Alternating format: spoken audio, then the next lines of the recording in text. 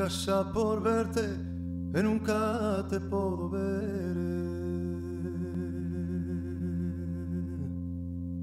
O Leoncio ten dúas manías, os discursos e os inventos, sobre todo os inventos.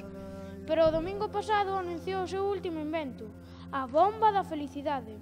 A xente dicía, que será iso da bomba da felicidade?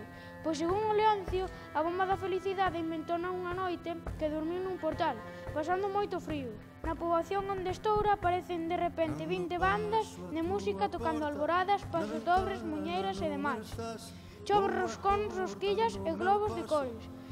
E por se fose pouco, o ceo ponse azul, e o sol non queima. E a xente sente unha gran felicidade.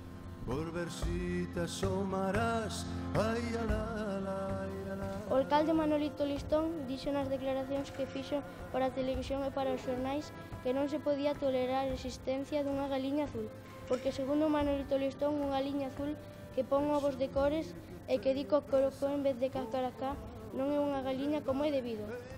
Pois o día anterior, alguén discorreu a mellor maneira de arranxar as cousas sería tinguir de azul todas as galiñas do lugar, pintándolles de vermello 5 plumas da dereita e despois soltalas arredor da galiña azul de Lorenzo.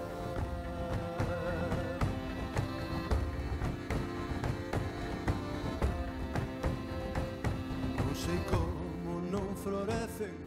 Agarrei o bimbio e funme cara ao zalo. Eu non quería, ben o sabe Deus, e deille no pescozo. Os outros berraron, máis! Trinquei os dentes e sentín que me baixaban as bágoas polos ollos, e que non vía. E deille nas pernas, nos ombros, na cara, no peito. Sangraba e berraba, e os outros dicían, máis!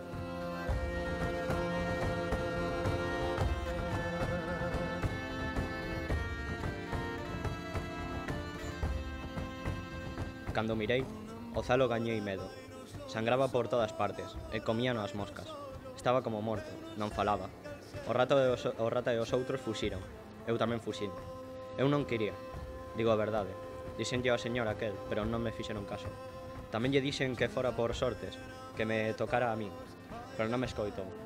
Falou do inferno, entón calei.